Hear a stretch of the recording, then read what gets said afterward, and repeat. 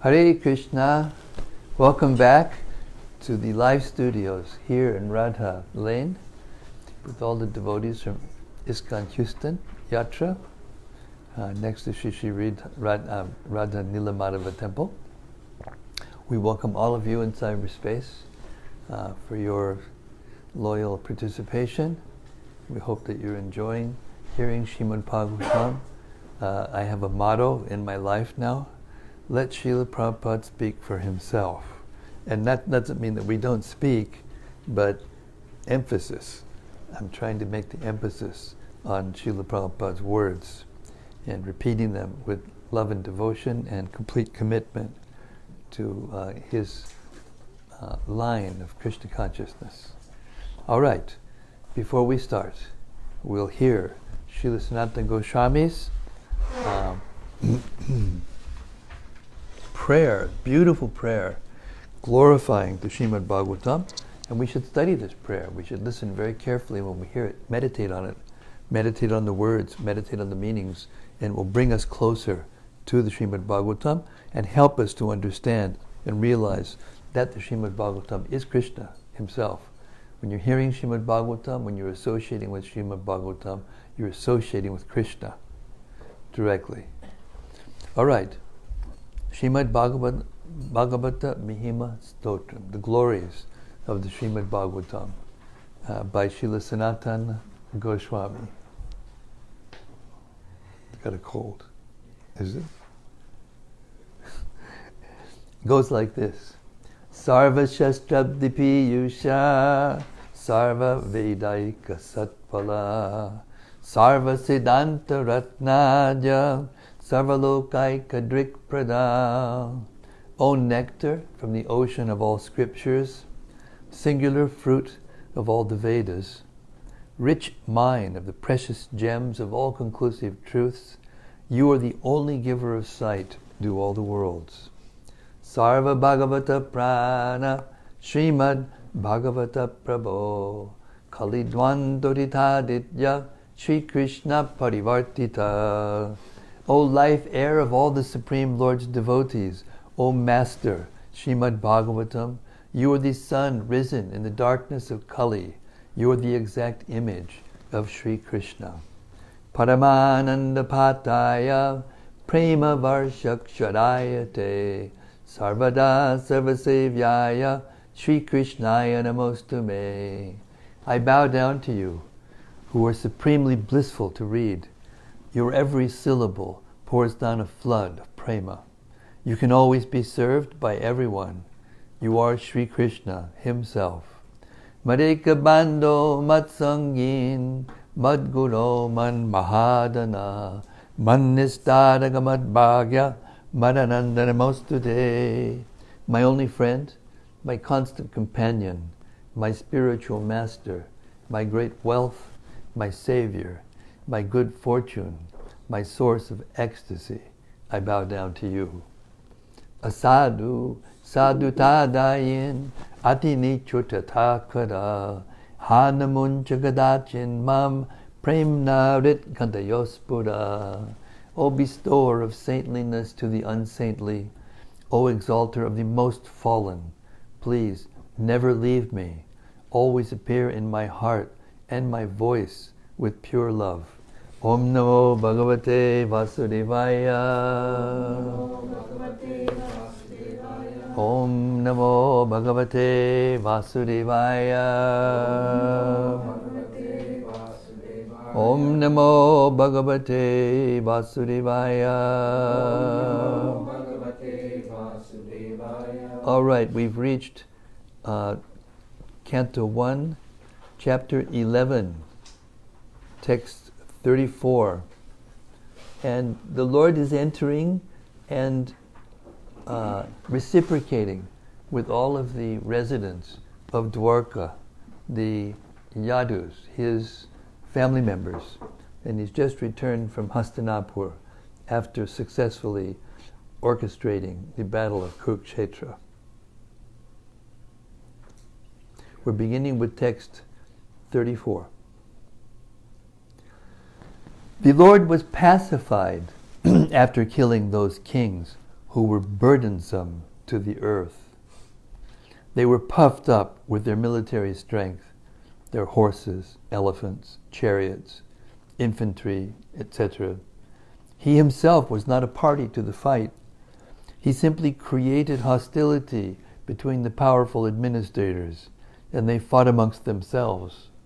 He was like the wind, which causes friction between bamboos and so sparks a fire. Purport. As stated above, the living beings are not factual enjoyers of things which are manifested as God's creation. The Lord is the genuine proprietor and enjoyer of everything manifested in His creation. Unfortunately, influenced by the deluding energy, the living being becomes a false enjoyer under the dictation of the modes of nature. Puffed up by such a false sense of becoming God, the deluded living entity, the deluded living being, increases his material strength by so many activities and thus becomes the burden of the earth. So much so that the earth becomes completely uninhabitable by the sane. This state of affairs is called dharmasya glani, or the misuse of the energy of the human being. When such misuse of human energy is prominent, the saner living beings become perturbed by the awkward situation created by the vicious administrators, who are simply burdens of the earth. And the Lord appears by His internal potency just to save the saner section of humanity and to alleviate the burden due to the earthly administrators in different parts of the world.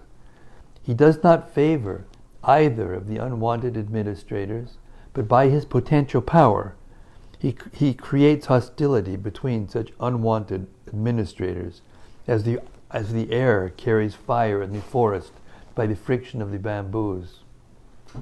The fire in the forest takes place automatically by the force of the air, and similarly, the hostility between different groups of politicians takes place by the unseen design of the Lord. The unwanted administrators, puffed up by false power and military strength, thus become engaged in fighting amongst themselves over ideological conflicts, and so exhaust themselves of all powers.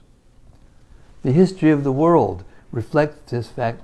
The history of the world reflects this factual will of the Lord, and it will continue to be enacted until the living beings are attached to the service of the Lord. In the Bhagavad Gita, this fact is very vividly described. It is said, "The deluding energy is my potency, and thus it is not possible for the dependent living beings to supersede the strength of the material modes. But those who take shelter in me, the personality of Godhead, Sri Krishna, can cross over the gigantic ocean of material energy. This means that no one can establish peace and prosperity in the world by fruitive activities or by speculative philosophy or ideology. The only way is to surrender under the Supreme Lord and thus become free from the illusion of the deluding energy. Unfortunately, persons who are engaged in destructive work are unable to surrender to the personality of Godhead.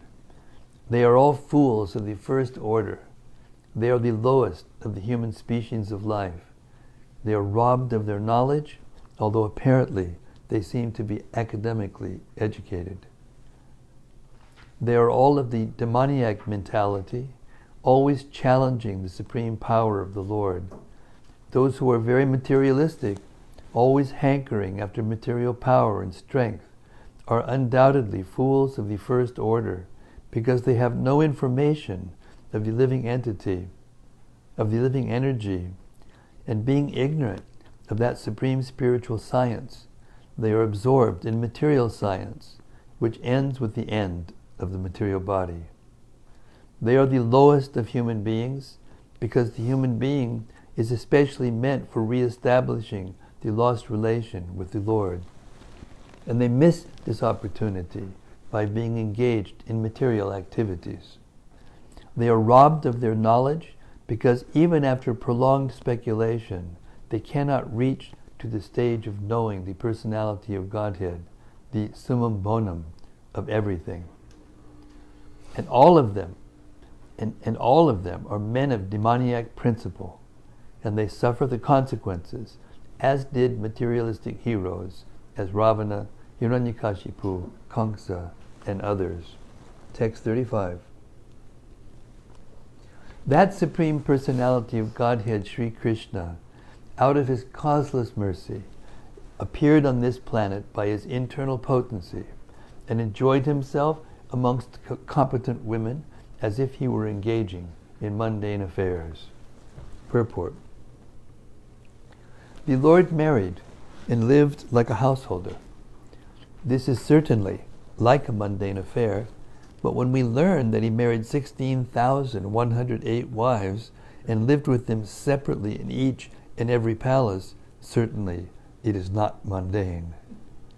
Therefore the Lord, living as a householder amongst his competent wives, is never mundane, and his behavior with them is never to be understood as mundane sex relation. The women who became the wives of the Lord are certainly not ordinary women, because to get the Lord as one's husband is the result of many, many millions of births, tapasya, austerity. When the Lord appears on different lokas or planets, or on this planet of human beings, he displays his transcendental pastimes just to attract the conditioned souls to become his eternal servitors, friends, parents, and lovers respectively, in the transcendental world, where the Lord eternally reciprocates such exchanges of service. Service is pervertedly represented in the material world and broken untimely, resulting in sad experience. The illusioned living being conditioned by material nature cannot understand out of ignorance that all our relations here in the mundane world are temporary and full of inebrieties. Such relations cannot help us be happy perpetually, but if the same relation is established with the Lord, then we are transferred to the transcendental world after leaving this material body and become eternally related with him in the relation we desire. The women amongst whom he lived as their husband are not, therefore, women of this mundane world, but are eternally related with him as transcendental wives, a position which they attained by perfection of devotional service. That is their competency. The Lord is Param Brahma, or the Supreme Personality of Godhead. Conditioned souls seek after perpetual happiness in all places, not only on this planet, on this earth, but also on other planets throughout the universe, because constitutionally, a spiritual spark, as he is, can travel to any part of God's creation. But being conditioned by the material modes, he tries to travel in space by spacecraft, and so fails to reach his destination. The law of gravitation is binding upon him, like the shackles of a prisoner. By other processes, he can reach anywhere, but even if he reaches the highest planet, he cannot attain that perpetual happiness for which he is searching life after life. When he comes to his senses, however, he seeks after Brahman happiness, knowing it for certain that the unlimited happiness which he is seeking is never attainable in the material world. As such, the Supreme Being, Parabrahman, certainly does not seek his happiness anywhere in the material world. Nor can his paraphernalia of happiness be found in the material world. He is not impersonal, because he is the leader and supreme being amongst innumerable living beings. He cannot be impersonal. He is exactly like us, and he has all the propensities of an individual living being in fullness. He marries exactly like us, but his marriage is neither mundane nor limited by our experience in the conditioned state. His wives, therefore, appear like mundane women, but actually they are all transcendental, liberated souls, perfect manifestations of the internal energy. Text 36. Although the queen's beautiful smiles and furtive glances were all spotless and exciting, and although they could conquer Cupid himself by making him give up his bow in frustration, and although even the tolerant Shiva could fall victim to them, still, despite all their magical feats and attractions, they could not agitate the senses of the Lord. Purport. The path of salvation, or the path going back to Godhead, always forbids the association of women, and the complete Sanatana Dharma, or Varnashrama Dharma scheme, forbids or restricts association with women. How then can one be accepted as the Supreme Personality of Godhead, who was addicted to more than 16,000 wives? This question may be relevantly raised by inquisitive persons really anxious to know about the transcendental nature of the Supreme Lord. And to answer such questions, the sages of Naimisharanya have discussed the transcendental character of the Lord in this and in the following verses. It is clear herein that the feminine attractive features which can conquer Cupid, or even the supermost tolerant Lord Shiva, could not conquer the senses of the Lord. Cupid's business is to invoke mundane lust. The whole universe is moving, being agitated by Cupid's bow arrow. The activities of the world are being carried on by the central attraction of male and female. A male is searching after a mate to his liking, and the female is looking after a suitable male. That is the way of material stimulus. And as soon as a male is combined with a female, the material bondage of a living being is at once tightly interlocked by sex relation. And as a result of this, both the male's and female's attraction for sweet home, motherland, bodily offspring, society and friendship, and accumulation of wealth becomes the illusory field of activities. And thus, a false but indefatigable attraction for the temporary material existence, which is full of miseries, is manifest. Those who are therefore on the path of salvation, for going back home, back to Godhead, are especially advised by all scriptural instructions to become free from such paraphernalia of material attraction. And that is possible only by the association of the devotees of the Lord, who are called the Mahatmas. Cupid throws his arrow upon the living beings to make them mad after the opposite sex, whether the party is actually beautiful or not.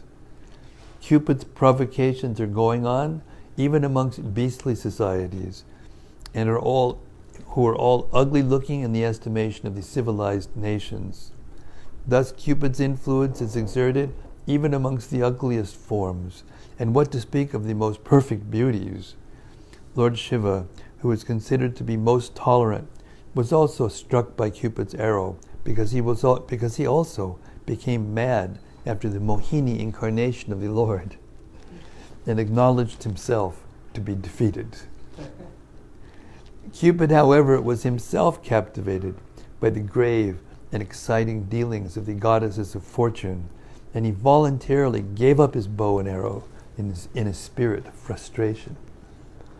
Such was the beauty and attraction of the queens of Lord Krishna.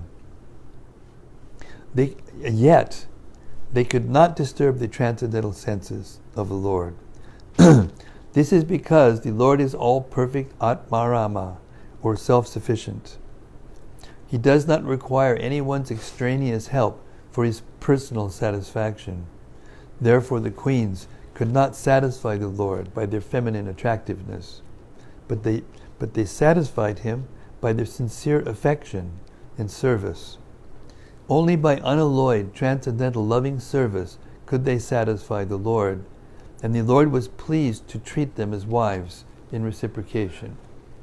Thus, being satisfied by their unalloyed service only, the Lord reciprocated the service just like a devout husband. Otherwise, he had no business becoming the husband of so many wives. He is the husband of everyone, but to one who accepts him as such, he reciprocates.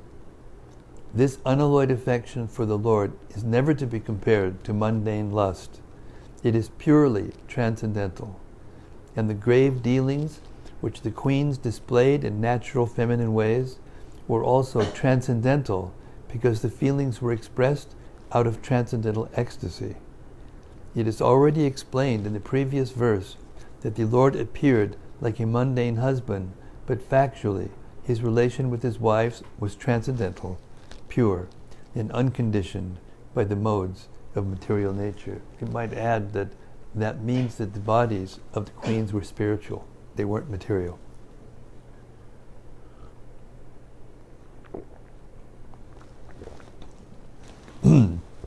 Krishna doesn't derive pleasure from anything material. Text 37. The common materialistic conditioned souls speculate that the Lord is one of them. Out of their ignorance, they think that the Lord is affected by matter, although he is unattached. Purport. The word abudha is significant here. Due to ignorance only, the foolish mundane wranglers misunderstand the Supreme Lord and spread their foolish imaginations amongst innocent persons by propaganda. The Supreme Lord Sri Krishna is the original, primeval personality of Godhead, and when he was personally present before the eyes of everyone, he displayed full-fledged divine potency in every field of activities. As we have already explained in the first verse of Srimad-Bhagavatam, he is completely independent to act however he likes, but all his actions are full of bliss, knowledge, and eternity. Only the foolish mundaners misunderstand him, unaware of his eternal form of knowledge and bliss, which is confirmed in the Bhagavad Gita and Upanishads.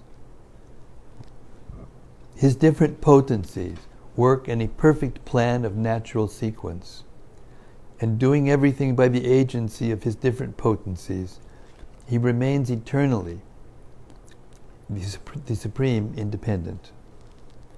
When he descends on the material world by his causeless mercy to different living beings, he does so by his own potency.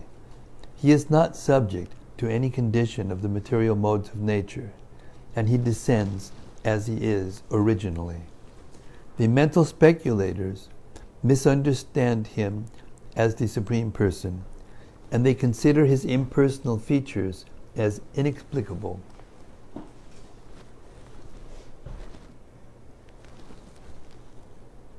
The mental speculators misunderstand him as the Supreme Person, and they consider his impersonal features as inexplicable Brahman to be all. Such a conception is also a product of conditioned life, because they cannot go beyond their own personal capacity. Therefore, one who considers the Lord on the level of one's limited potency is only a common man. Such a man cannot be convinced of that the personality of Godhead is always unaffected by the modes of material nature. He cannot understand that the sun is always unaffected by infectious matter. The mental speculators compare everything from the standpoint of experimental knowledge of their own selves. Thus, when the Lord is found to act like an ordinary person in matrimonial bondage, they consider him to be like one of them, without considering that the Lord can at once marry 16,000 wives or more. Due to a poor fund of knowledge, they accept one side of the picture while disbelieving the other. This means that due to ignorance only, they always think of the Lord Krishna as like themselves and make their own conclusions, which are absurd and unauthentic from the version of the Srimad-Bhagavatam. text 38. This is the divinity of the personality of Godhead. He is not affected by the qualities of material nature, even though he is in contact with them. Similarly, the devotees who have taken shelter of the Lord do not become influenced by the material qualities. Purport. In the Vedas and Vedic literatures, Shruti and Smriti, it is affirmed that in the divinity there is no influence of the material modes. He is simply the transcendental nirguna witness, the supreme cognizant. Hari, or the personality of Godhead, is the supreme transcendental person situated beyond the range of material affection. These statements are also confirmed even by Acharya Shankara. One may argue that his relation with the goddesses of fortune may be transcendental, but what about his relation with the Yadu dynasty, being born in that family, or his killing the non-believers like Jarasandha and other asuras directly in contact with the modes of material nature? The answer is that the divinity of the personality of Godhead is never in contact with the qualities of material nature in any circumstances. Actually, he is in contact with such qualities because he is the ultimate source of everything. Yet he is above the actions of such qualities. He is known therefore as Yogeshwara, or the master of mystic power, or in other words, the all-powerful. Even his learned devotees are not affected by the influence of the material modes. The great six Goswamis of Vrindavan all came from greatly rich and aristocratic families, but when they adopted the life of mendicants at Vrindavan, superficially they appeared to be in wretched conditions of life, but factually they were the richest of all in spiritual values. Such Mahabhagavatas, or first-grade devotees, although moving amongst men, are not contaminated by honor or insult, hunger or satisfaction, sleep or wakefulness, which are all resultant actions of the three modes of material nature. Similarly, some of them are engaged in worldly dealings, yet are unaffected. Unless these neutralities of life are there, one cannot be considered situated in transcendence. The divinity and his associates are on the same transcendental plane, and their glories are always sanctified by the action of Yogamaya, or the internal potency of the Lord. The devotees of the Lord are always transcendental, even if they are sometimes found to have fallen in their behavior. The Lord emphatically declares in the Bhagavad Gita 9:30 that even if an unalloyed devotee is found to be fallen due to a previous material contamination, he is nevertheless to be accepted as fully transcendental because of his being engaged cent% in the devotional service of the Lord. The Lord protects him always because of his rendering service unto him, and the fallen conditions are to be considered accidental and temporary. They will vanish in no time. Of course, to us it seems like a long time, but in relationship to Krishna's times, it's no time. Okay. Text 39. These simple and delicate women truly thought that Lord Sri Krishna, their beloved husband, followed them and was dominated by them. In the material world, it's just the opposite. They were unaware of the extent of the glories of their husband, as the atheists are unaware of him as the supreme controller. Purport. Even the transcendental wives of Lord Sri Krishna did not know completely the unfathomable glories of the Lord. This ignorance is not mundane, because there is some action of the internal potency of the Lord in the exchange of feelings between him and his eternal associates. The Lord exchanges transcendental relations in 5 ways: as proprietor, master, friend, son, and lover. And in each of these pastimes, he plays fully by the potency of Yogamaya, the internal potency. He plays exactly like an equal friend with the cowherd boys, or even with friends like Arjuna. He plays exactly like a son in the presence of Yashoda Mata. He plays exactly like a lover in the presence of the cowherd damsels, and he plays exactly like a husband in the presence of the queens of Dvaraka.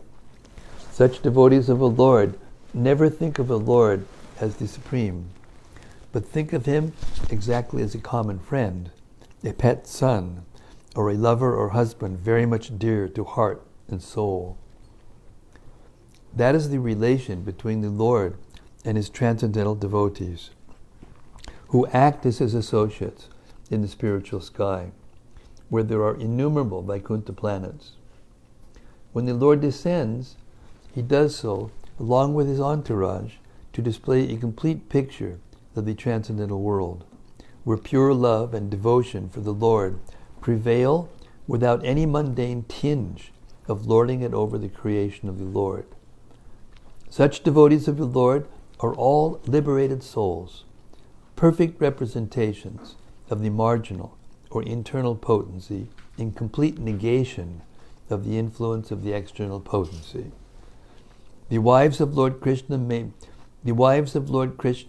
were made to forget the immeasurable glories of the Lord by the internal potency, so that there might not be any flaw of exchange. And they took it for granted that the Lord was a hen-pecked husband, always following them in lonely places. In other words, even the personal associates of the Lord do not know him perfectly well. So what do the thesis writers or mental speculators know about the transcendental glories of the Lord? The mental speculators present different theses as to his becoming the cause of the creation, the ingredients of the creation, or the material and efficient causes of the creation, etc. But all this is but partial knowledge about the Lord. Factually, they are as ignorant as the common man. The Lord can be known by the mercy of the Lord only and by no other means. But since the dealings of the Lord with his wives are based on pure transcendental love and devotion, the wives are all on the transcendental plane without material contamination. Thus end the Bhaktivedanta purports of the first canto, 11th chapter of the Srimad-Bhagavatam, entitled Lord Krishna's Entrance into Dvaraka. And now we'll enter into the 12th chapter, the birth of Emperor Parikshit. Text 1. The sage Shaunaka said, "The womb of Uttara, mother of Maharaj Parikshit, was spoiled by the dreadful and invincible Brahmastra weapon released by Ashwatthama. But Maharaj Parikshit was saved by the Supreme Lord." Purport. The sages assembled in the forest of Naimisharanya inquired from Sutta Goswami about the birth of Maharaj Parikshit. But in the course of the narration, other topics, like the release of the Brahmastra by the son of Drona, his punishment by Arjuna, Queen Kunti Devi's prayers, the Pandavas' visit to the place where Bhishmadev was lying, his prayers, and thereafter the Lord's departure for Dwarka were discussed. His arrival at Dwarka and residing with the 16,000 queens and so on were narrated. The sages were absorbed in hearing such descriptions, but now they wanted to turn to the original topic, and thus the inquiry was made by Shaunaka Rishi. So the subject of the release of the Brahmastra weapon of Ashwatthama is renewed. Text 2. How was the great emperor Parikshit, who was a highly intelligent, and great devotee, born in that womb. How did his death take place? And what did he achieve after his death? Purport. The king of Hastinapura, now Delhi, used to be the emperor of the world, at least till the time of the son of Emperor Parikshit.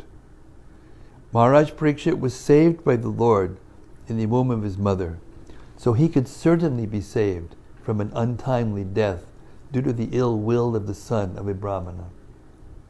Because the age of Kali began to act just after the assumption of power by Maharaj Parikshit, the first sign of misgivings was exhibited in the cursing of a greatly intelligent and devoted king as Maharaj Parikshit. The king is the protector of the helpless citizens. I'll repeat that. The king is the protector of the helpless citizens, and their welfare, peace, and prosperity depend on him.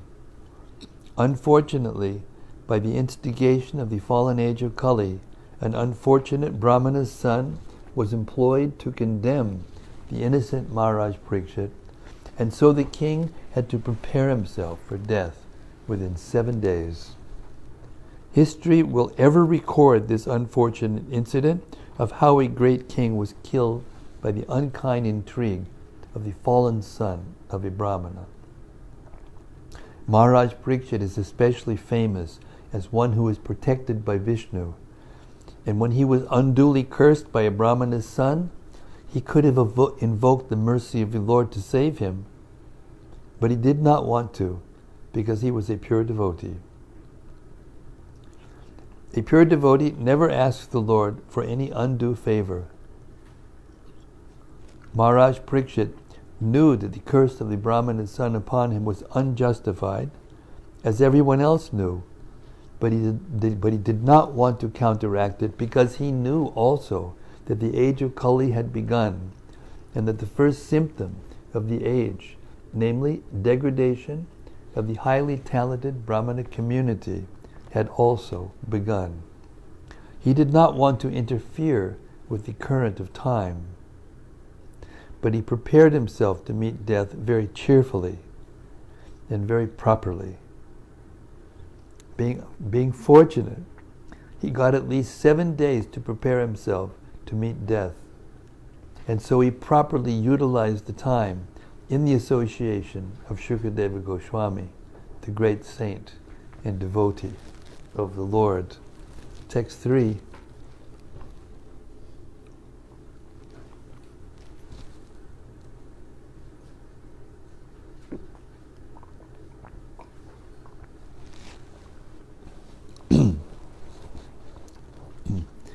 We all respectfully want to hear about him, Maharaj Parikshit, to whom Shukadeva Goswami imparted transcendental knowledge. Please speak on this matter. Purport. Shukadeva Goswami imparted transcendental knowledge to Maharaj Parikshit during the remaining 7 days of his life, and Maharaj Parikshit heard him properly, just like an ardent student. The effect of such a bona fide hearing and chanting, of Srimad-Bhagavatam was equally shared by both the hearer and the chanter. Both of them were benefited.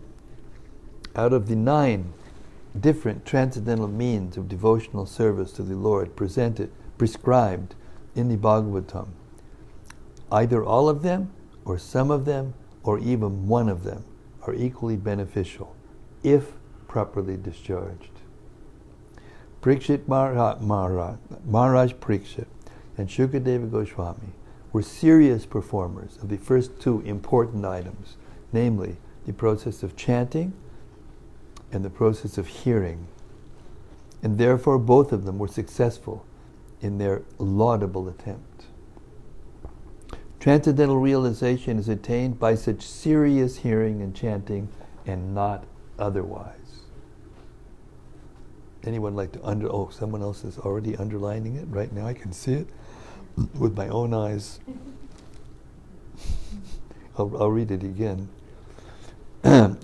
Transcendental realization is attainable by such hearing, but by such serious hearing and chanting, and not otherwise. There is a type of spiritual master and disciple much advertised in this age of Kali. It is said that the master injects spiritual force into the disciple by an electrical current generated by the master, and the disciple begins to feel the shock. He becomes unconscious, and the master weeps for exhausting his store of so-called spiritual assets. Such bogus advertisement is going on in this age, and the poor common man is becoming the victim of such advertisement. We do not find such folk tales in the dealings of Shukadeva Goswami and his great disciple, Maharaj Parikshit. The sage recited Srimad-Bhagavatam in devotion, and the great king heard him properly. The king did not feel any shock of electrical current from the master, nor did he become unconscious while receiving knowledge from the master. One should not, therefore, become a victim of these unauthorized advertisements made by some bogus representative of Vedic knowledge. The sages of Naimisharanya were very respectful in hearing about Maharaj Parikshit because of his receiving knowledge from Shukadeva Goswami by means of ardent hearing. Ardent hearing from the bona fide spiritual master is the only way to receive transcendental knowledge, and there is no need for medical performances or occult mysticism for miraculous effects. The process is simple, but only the sincere party can achieve the desired result. So I will give you an example of how Prabhupada expressed this in a public program in Hyderabad, India, in 1975. We all traveled down with him from Mayapur after the Mayapur festival, Gaur Purnima festival, and there was a big Pandal program because he was getting support to build a temple in Hyderabad. This is just the beginning of that effort. And so the Pandal program, there were at least 20,000 people there. 20,000. And they had arranged it so that there was a stage, big stage, much bigger than this room, twice as big as this room at least. And Prabhupada sat in a big Vyasasana, and then we, his Western disciples, were sitting in kind of like a circle like this around him. And then the people were out there, 20,000 strong. And they had a microphone set up, right? Just near the front of the stage. And the sannyasis were there, and they were taking written questions from the audience. And then they would screen them and filter them, and they would allow them to read them in front of Prabhupada, and Prabhupada would answer. Right?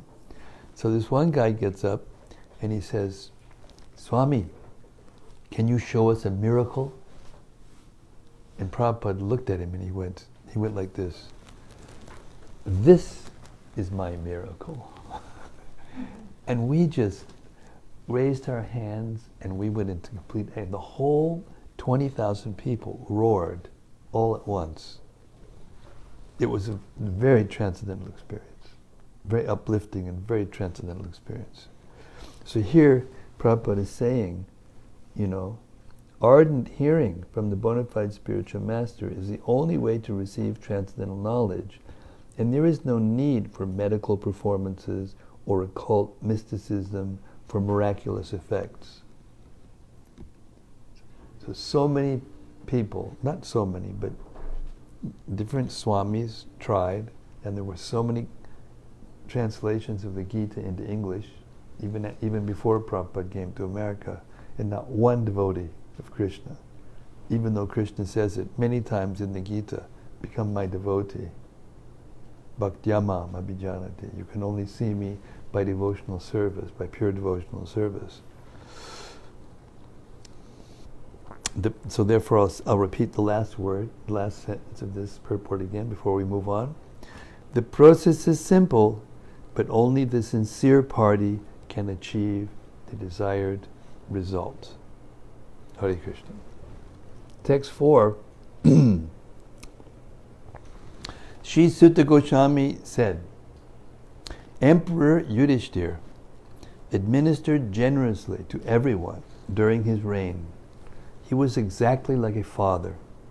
He had no personal ambition and was freed from all sorts of sense gratification because of his continuous service under the lotus feet of the Lord Sri Krishna. Purport.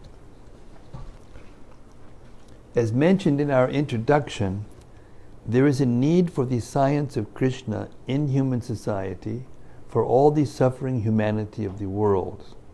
And we simply request the leading personalities of all nations to take to the science of Krishna for their own good, for the good of society, and for the good of all the people of the world. So it is confirmed herein by the example of Maharaj Yudhishthira, the personality of goodness. In India, the people hanker after Ramarajya, because the personality of Godhead was the ideal king, and all other kings or emperors in India controlled the destiny of the world for the prosperity of every living being who took birth on the earth. Herein the words prajaha is significant. The etymological import of the word is that which is born. On the earth there are many species of life, from the aquatics up to the perfect human beings, and all are known as prajas. Lord Brahma, the creator of this particular universe, is known as the Prajapati, because he is the grandfather of all who have taken birth. Thus, praja is used in a broader sense than it is now used. The king is meant to protect all living beings, namely the aquatics, plants, trees, reptiles, birds, animals, and men. Every one of them is a part and parcel of the Supreme Lord, and the king, being the representative of the Supreme Lord, is duty-bound to give proper protection to every one of them. This is not the case with the presidents and dictators of this demoralized system of administration, where the lower animals are given no protection, while the higher animals are given so-called protection. But this is a great science which can be learned only by one who knows the science of Krishna. By knowing the science of Krishna, one can become the most perfect man in the world. And unless one has knowledge in this science, all qualifications and doctorate diplomas acquired by academic education are spoiled and useless.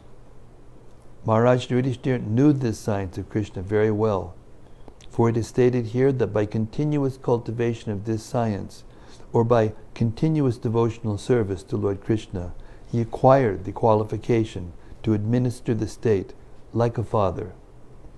The father is sometimes seemingly cruel to the sons, but that does not mean that the father has lost the qualification to be a father. A father is always a father, because he always has the good of the son at heart. The father wants every one of his sons to become a better man than himself.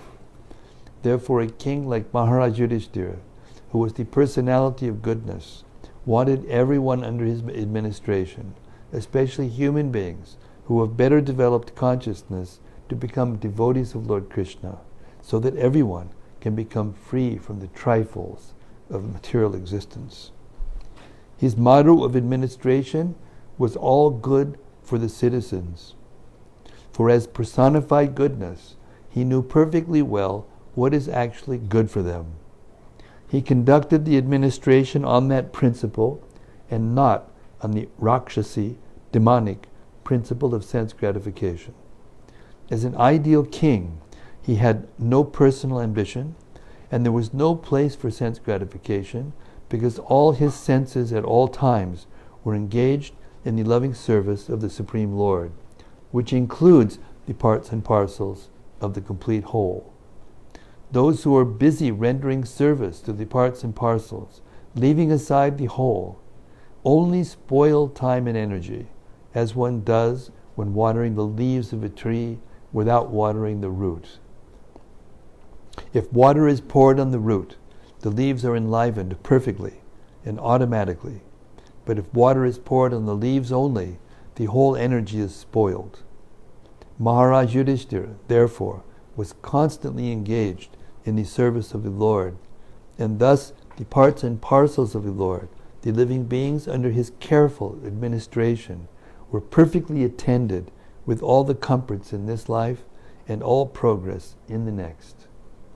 That is the way of perfect management of state administration. Memo to, all right, we have a long purport next. Yeah, we'll make one more. Okay, Nitya, we'll see you tomorrow. Hare Krishna. Thanks for being here. Thanks for being you. Okay, text 5. News reached even the celestial planets about Maharaj Yudhishthira's worldly possessions, the sacrifices by which he would attain a better destination, his queen, his stalwart brothers, his extensive land, his sovereignty over the planet Earth, and his fame, and so on. Purport. Only a rich and great man's name and fame are known all over the world, and the name and fame of Maharaj Yudhishthira reached the higher planets because of his good administration, worldly possessions, glorious wife Draupadi, the strength of his brothers Bhima and Arjuna, and his solid sovereign power over the world, known as Jambudvip. Here the word loka is significant. There are different lokas, or higher planets, scattered all over the sky, both material and spiritual. A person can reach them by dint of his work in the present life, as stated in Bhagavad Gita 9:25. No forceful entrance is allowed there. The tiny material scientists and engineers who have discovered vehicles to travel over a few thousand miles in outer space will not be allowed entrance. That is not the way to reach the better planets. One must qualify himself to enter into happy planets by sacrifice and service. Those who are sinful in every step of life can expect only to be degraded into animal life and to suffer more and more the pangs of material existence. And this is also stated in Bhagavad Gita 16:19. Maharaj Yudhishthira's good sacrifices and qualifications were so lofty and virtuous that even the residents of the higher celestial planets were already prepared to receive him as one of them. So I have been given orders by doctor and by my loved ones, Hare Krishna, that I am to start on time and end on time. And by start on time and end on time means before this surgery that I'm going to have this Monday, I have to be better rested than I am. And I can't stop this. No way can I stop this. This is my life and soul. And I can't stop the morning recording of the Chaitanya Charitamrita because that's the other part of my life and soul. Without those two things, I'm finished. So I'm going to start right at 6:30, and already I have a couple of helpers that have agreed to remind me. And we're going to stop at 6:30 reading, and we're going to end at 7:45 with our reflections. It is now exactly 7:30. So 6:30 to 7:30 we'll read, and then for 15 minutes we'll have reflections, and then with your permission I will go and do the things I have to do before I take rest, and I will try to get my strength up as much as possible physically for this ordeal I'm about to go through. Okay. Pardon for the inconvenience to everyone. Anyone? Hare Krishna. Hare Bol. Okay, let's have reflections. 15 minutes. Anything that's stuck in your mind, anything you want to further discuss.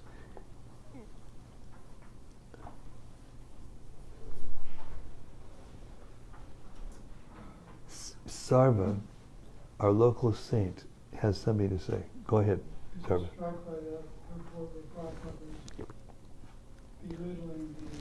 He was struck by the purport in which Prabhupada was belittling so-called spiritualists who give the electric shock to the disciples. And later in the purports he said he put down many medical miracles. So I thought of some Christian. Yeah, he thought of some Christian evangelicals. Yeah. This is kind of theatrical. Yeah, theatrical. Yes. What Prabhupada offers is so much more What Prabhupada offers is so much more dignified, authentic, sober, authentic. Yeah. Well, yeah. I mean, this is not a secret. This is openly written in a book, in the biography of Ramakrishna, Paramahansa. He was the one who gave all of his energy to Vivekananda, and afterwards he fell crying, and people asked him what happened. He said, "I just gave all of my spiritual assets to him, and now I have nothing. Now I'm finished." It was like really pathetic, really pathetic. And what was that spiritual asset? Vivekananda came to America, and he gave a speech in Chicago in, I can't remember, 1890 something. I don't remember the exact date. I don't remember. But in the speech, he said, "Why are you going around looking for God? You are all God."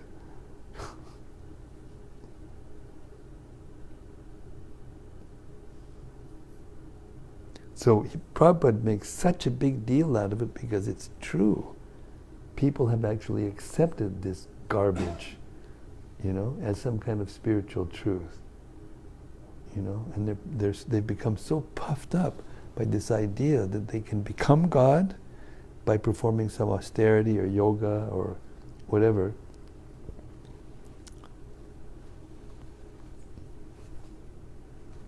A nice couple Huh. came to the Sunday feast one time, and the lady was a follower of Ramakrishna. Ah. He gave me this book, and in the book he said, "I'm performing arti to the deity, but at the same time I am the deity." Yeah, he Sarva met somebody at Sunday feast and met this devotee of Ramakrishna and gave him a book. He gave you a book? Yeah, and then he read the book, and it said, one of the things that Ramakrishna said, that he was worshipping the deity and at the same time thinking that I am the deity.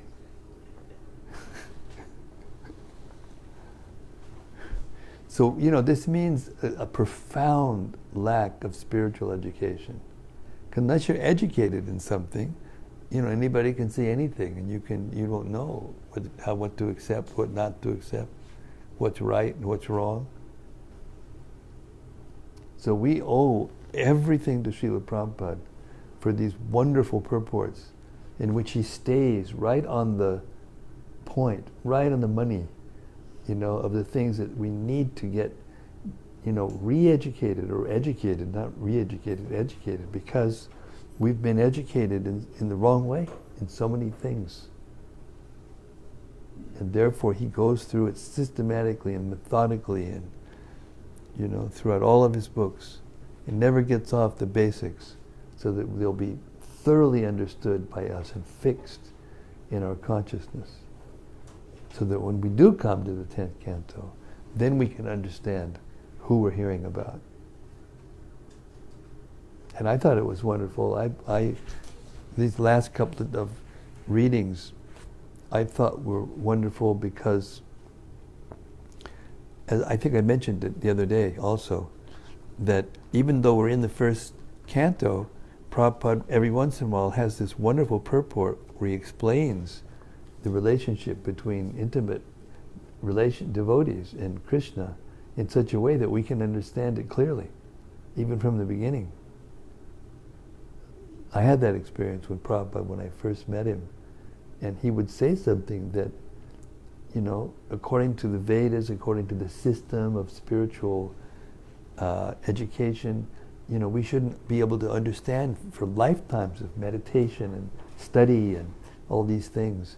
And just because Prabhupada said it, we would understand it, we'd get it right immediately. And right now we're experiencing the same thing.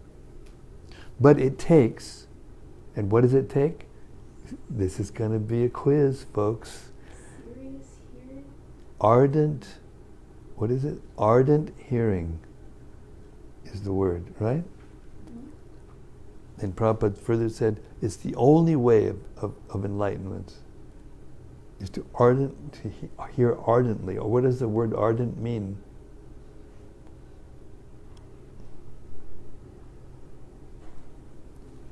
What does the word ardent mean? With conviction? Yes, with conviction, sincere, intense, genuine, enthusiastic. Is it out? Still on? Still okay? We just have a question. We have a question. Okay, we have a question from the cyberspace. Don't tell me it's from Rati Manjari. Don't tell me, I guessed it was from Rati Manjari. Okay, Rati. Dear Guru Maharaj, about the transferring of spiritual power, I have heard something to the like that by hearing in person from pure devotees, there are particles of their bhakti that emanate from them, which will purify us. Sorry that I don't have the exact quote, but could you please elaborate on that? Yes, the Krishna is, one of the names of Krishna is Chaitya Guru. Chaitya Guru means the Guru in the heart. And he's there in our hearts, in everyone's heart. He's in the heart of the spiritual master. He's in the heart of the disciple. He's in the heart of every living being. And the degree that we are conscious of that, and the degree that we can hear and follow the conscience, you could call it, that's coming from that relationship, as Prabhupada used to call it, the form direction.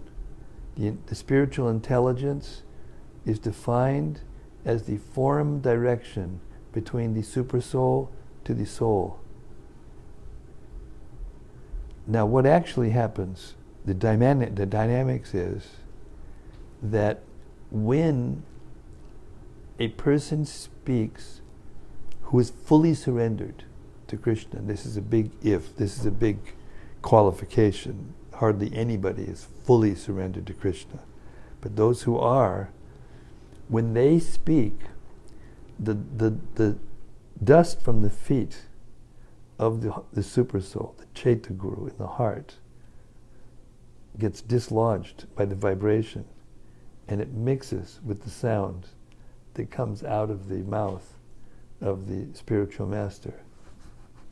And that changes the quality of the sound and gives it empowerment, it gives it potency to awaken the knowledge that is already there in the heart of everyone. That's it. And you remember there's that verse, it's in the, it's either in the 11th canto or 9th canto, I think it's in the 11th canto, where Krishna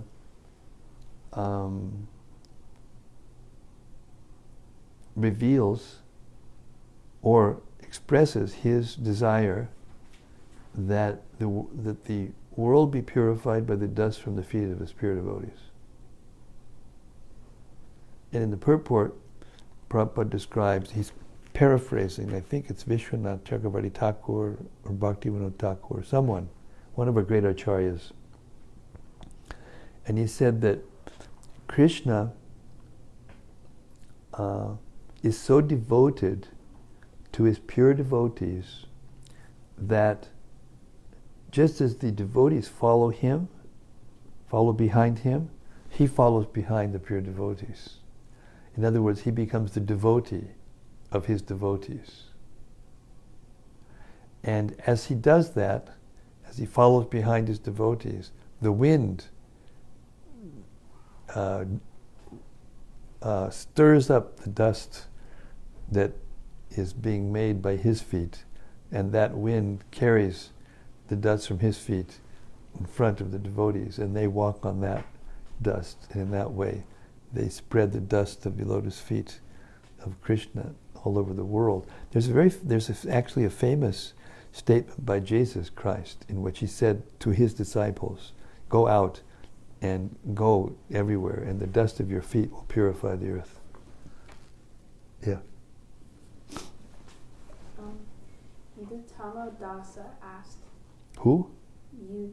Yudhatama. Yudatama. Yudhatama Dasa asked. Yadutama. Yadutama. Yeah. Okay. Yadutama We Dasa. just initiated Yadutama in Denver just a few days ago. Congratulations. Okay. He said, is the sound in recordings have the same quality of carrying the dust from the lotus feet of the Lord, which you were saying earlier? Yes. In fact, Prabhupada was the first one to initiate his disciples into the Gayatri Mantra by tape, by the recording, tape recording.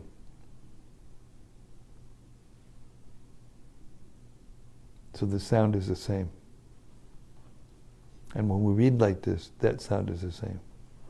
But the quality, it's a fact that the quality it requires the dedication of the person who's reading. Sarva taught a class the other day, and I thought of it whenever I read this line. It says, transcendental realization is attained by such serious hearing and chanting and not otherwise. And Sarva taught a class on how we can use prayers given by exalted persons, Yes. like the ones we read before. Yes, yes. And I feel like that can help us Absolutely. be more serious. Absolutely, absolutely. He made a great point. He said that whenever we refer to those prayers, our prayers naturally start to follow in those. That's one thing, and the other thing is that the Lord listens up, because those prayers that are recited from the prayers of the devotees that are his most dear devotees, he's attracted to them. And also, like Sarva said, we tend to learn how to think. The more we associate with these books, the more we associate with the thoughts of liberated souls, the more we hear the prayers of lotus. Then, as we become educated, then our words will reflect those teachings. It's like it's spiritual, but it's like any other process of education. How did you learn your language? You just heard and repeated, and then you understood.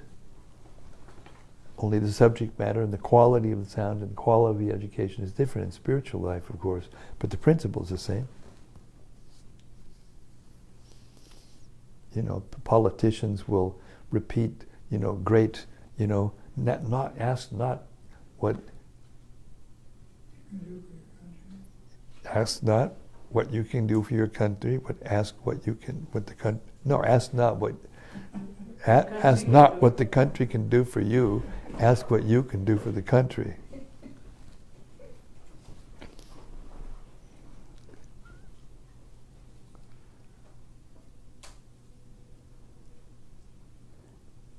One more question, then we have to go, because I'm being cued by my...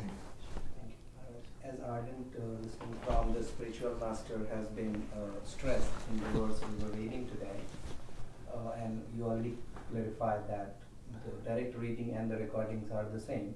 I just want to kind of follow on that.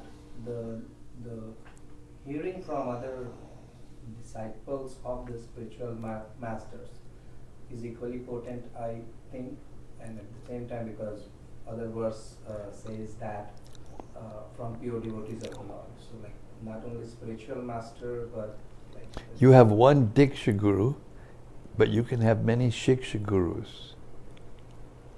So that potency will be effective depending on the transparency of the person speaking and the faith of the person hearing. It's not that, not that it will be necessarily the same with everyone, even though they're saying the same thing, but if you have faith in that person and faith in the words, then it will be effective, the same. Just like there has to be a transmitter and a receiver for the signal to become clear. If you have a radio signal, and if it's not clear and the radio machine is not working properly, then there's no sound, clear sound. Or if you're not tuned into the channel, to the frequency direct, exactly, then it will be fuzzy, or there'll be crackles, or there'll be interference. But when it's tuned into the right frequency, then it becomes clear sound. So it takes two, not just one. Okay, now I'm going to stop. I've gone over my time, I think. Only 1 minute over. Very good. Thank you. She's good. Thank you. Hare Krishna. Thank you for coming. All right. Now I'll make the announcement once more so that everyone out in cyberspace gets it clearly. From now on, I'm going to start right at 6:30. I'm going to read until 7:30, and I'm going to stop the reflections at 7:45, so that I can get to bed before 8, according to doctor's orders, so that I'll be strong for this, whatever it is that's going to happen, the next adventure in the life of. Srila Prabhupada ki jai. Srimad-Bhagavatam ki jai. The Queens of Lord Krishna ki jai. Maharaj Yudhishthir ki jai. Parikshit Maharaj ki jai. Shukadev Goswami ki jai. Samaveda Bhakta Vrinda ki jai. Hare Krishna. Gaur Premanandi. Hari Hari Bol. Hare Krishna.